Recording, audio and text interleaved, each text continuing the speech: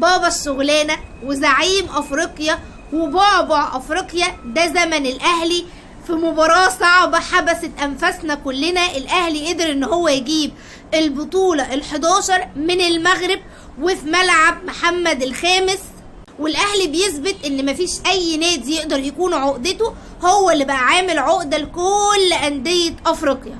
وفي حد اكيد هيقول يا ستي ده الاهلي لعب مباراة سيئة جدا، دي اسوأ مباراة ممكن تكونوا لعبتوها. دي من اسوأ المباريات اللي احنا لعبناها، بس ارجع اقول لك بقى ايه، النهائيات تكسب ولا تلعب، واحنا الكورة نصفتنا على مجمل اللي عملناه في البطولة دي. وهي البطولة اصلا دي تحس ان هي كانت عايزانا، عمالة تروح مننا وترجع لنا تاني.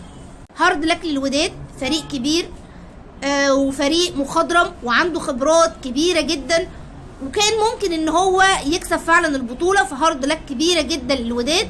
لكن لو بتتكلم في هو الوداد كمان ما عملش ماتش كبير امبارح، لان تقريبا احنا ضيعنا وقت اكتر ما لعبنا اصلا، فاللي هو ايه ما حدش يتكلم عن الماتش امبارح. الاهلي خلاص هيروح كاس العالم للانديه في السعوديه، الاهلي رايحه في كره السله ورايحه كمان في كره القدم وفي كره اليد. العالميه عايزه منك ايه يا اهلي؟ بطوله يستحقها لعيبه الاهلي، وكولر اللي بيقدر ان هو يحقق العلامه الكامله لحد دلوقتي مع الاهلي. 4 بطولات من ساعه ما كولر جه، كسب السوبر من الزمالك، كسب بعد كده كاس مصر قدام بيراميدز، والسوبر الاخير اللي كسبه من بيراميدز، وبطولة افريقيا واهم بطولة تقريبا، وخلاص هو كمان على وشك ان هو يحسم بطولة الدوري. والاهلي السنة دي على موعد كده مع موسم تاريخي، لو قدرنا نكسب الدوري هيبقى عندك كمان سوبر افريقي، ولسه كمان بنلعب كاس مصر ده، ولسه لما تروح تلعب السوبر المصري. انجازات كتير فعلا عملها الاهلي السنه دي، ولسه مستنيين منه اكتر واكتر. احنا المباراه خلصت وبنقول يلا يا اهلي ال12، احنا مستنيين، وهو ده جمهور الاهلي، احنا دايما طماعين ودايما عايزين كل البطولات. ولازم تشكر كولر على المستوى الرائع اللي قدمه معظم اللعيبه معاه. انت بتشوف حسين الشحات لاول مره تقول باستثناء مباراه امبارح هو ده حسين الشحات اللي احنا عاوزينه.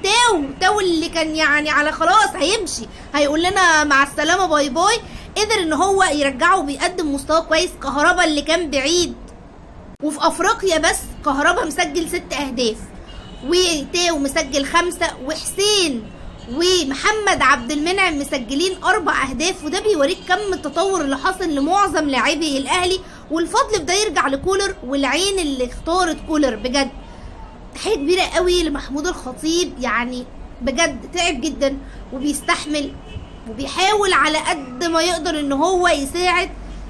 اصل ده بيبو، يعني تعرفوا بيبو، يعني هو مفيش اي كلام ممكن يقدر يوفيه او يوفي حقه او يوفي تعبه. فهي بطولة مستحقة فعلا لكل الناس، وكان من حق جماهير الاهلي انها تفرح. امبارح كنا عصبنا، انا كنت بتفرج مع مجموعة من الناس امبارح اللي هو الناس كلها على اعصابها، واللي هو يا رب يا رب، وكلنا في صوت واحد عمالين يقول يا رب يا رب. فربنا تقريبا سمع دعانا ومرضيش ان هو يروحنا زعلانين. ومن اكتر الحاجات اللي اثرت فيا بجد وانا بعد الماتش بكاء علي معلول اللي هو ملك الحلول. لا انت ما تعيطش، الدموع غاليه، انت بالنسبه لنا واحد من اساطير النادي الاهلي، وقد ايه هو كان متضايق ومشايل نفسه الذنب هو وعبد المنعم الماتش اللي فات بسبب الخطأ اللي عمله. ويشاء ربنا ان هو معلول اللي يرفع الركنيه ومنعم اللي يقدر يسجل الجون، وكأنها مكافأة ليهم وان ربنا بيعوضوا مع التعب اللي هم تعبوه. منعم من افضل مدافعين، وهيبقى من افضل كمان المدافعين، بس هدر ايه ما اقولكوش. فاكرين قبل الماتش لما كنا بنتكلم قلنا ايه؟ لازم نستغل الكرات الثابته. الكرات الثابته لازم بقى نستغلها، احنا عندنا هيدرز كويسين جدا لازم نستغلها ونقدر نسجل بيها.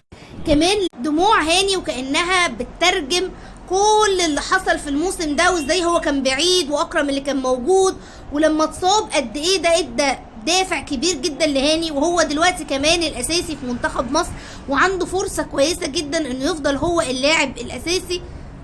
بتمنى له بجد كل التوفيق ويركز اكتر من كده ويتطور. هاني كمان محتاج يظبط العرضيات بتاعته ويتطور اكتر من كده كمان.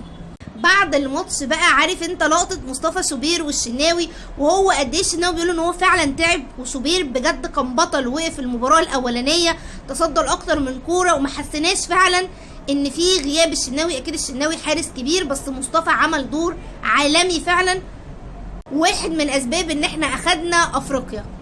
حد يقول لي يا سلام يعني الاهلي عظيم ومفيش زيه وكل حاجه بيعملها صح، هقول لك لا، احنا عندنا لسه سلبيات محتاجه ان هي تتطور، وافضل وقت تتكلم فيه عن السلبيات هو وانت كسبان وفرحان. مش هتتكلم فيها دلوقتي، بس لازم طبعا نطورها علشان كمان الموسم اللي جاي ولسه بقيه الموسم اللي احنا بنلعب فيه. انا كان اكتر حاجه كمان مضايقاني ان اللعيبه كانت نازله متوتره، مس باص غريب كانهم اول مره يروحوا يلعبوا، اللي هو احنا عارفين وكلنا قايلين يا جماعه خلوا بالكم الجماهير هتبقى بالمنظر ده، الحكم هيعمل كده، كل صفاره هيديها فاول، فما كانش في اي وضع للاستغراب. مس باص غريب، لعيبه تحسها خايفه عايزه تكسب، فده موترها، مش قادره افهم بصراحه، بس كانوا بيتصرفوا تصرفات كله بقى ده كومبو كله ده، حتى حمدي بمعلول بديانج، ديانج اللي هو فيه كور تاو فاتح الزاويه اديها له، اللي هو لا انا هخش اخترق لوحدي. طب هتعمل ايه؟ وقعدنا نتكلم، نبحنا صوتنا تقريبا مصر كلها، اي حد كنت تمشي تساله هو ايه خطوره الوداد، هيقول لك الكرات الثابته والكرات العرضيه واللي بيرفعها مين؟ يحيى عطله الله. لو كنت سالت اي حد نفس الكوره، لا واللي يجننك ان هم عملوها علينا في اول الماتش 3-4 مرات لحد ما جابوا بروفة الجون. يلا الكرة الاولانيه الحمد لله تصدى ليها الشناوي، الكرة الثانيه، الثالثه لا بقى فين بقى؟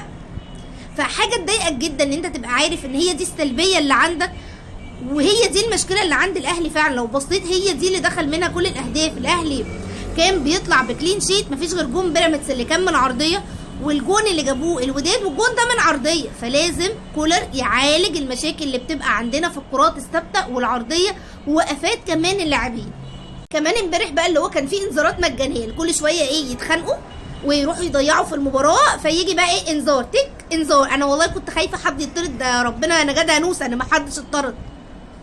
كمان انت بعد ما تعادلنا كم بقى فرص ضايعه من شريف وعبد القادر، انا اللي هو لا لا لا لا دي ما تضيعش، لا ابدا دي ما تضيعش يا جماعه. الكوره دي لو كانت ضاعت ولا قدر الله لا قدر الوداد رجع علينا بهجمه وسجل هدف، انتوا كنتوا هتشيلوا المسؤوليه كامله، ومحدش فعلا كان يرحم حد، لانها كور سهله جدا، انت بتبقى لوحدك. لازم اللعيبه يبقى عندها ثبات انفعالي تتصرف اكتر من كده. انا كنت حاسه ان هم خايفين، اللي هو لا لا لا مش عايزه العبها لا. ويمكن الخطا اللي عمل الوداد ما ينفعش تدافع وتضيع في الوقت اللي انت ضيعته ده من الدقيقه 26. عمري ما شفت نادي بنضيع وقت كل ده. طبعا الحكم كان بيحاول، وهم ما شاء الله كل شويه تك حد يقع تك حد يقع تك حد يقع، بس عارف الاهلي بيقول لك ايه؟ لا يستسلمون ويلعبون لاخر دقيقه. هو ده الاهلي، ما كانش ينفع ان انت تسيبه، بس الحمد لله ان هو سبناه عشان يعيشنا اجمل ليله عاشها الاهلاويه. عارف انت ذكريات القاضيه بتاعت قفشه، ذكريات كده جون ابو تريكه، البطوله دي دايما هتفكرنا باحلى الذكريات وهنفضل محفوره في دماغنا. الجون اللي جابه عبد المنعم، تتفرج امبارح كمان على تامر بدوي وهو بيقول انه اول جون جبناه كان ضد الاتحاد المنستيري، كان معلول لمنعم، برضو ختمناها بمعلول ومنعم، واحلى ختام في البطوله دي. والكل حد كان مستني ان الاهلي يخسر والجحيم وانتوا مش هتكسبوا. احب اقول لك كسبنا، واحب اقول لك ان احنا بقينا معانا 11 بطوله افريقيه.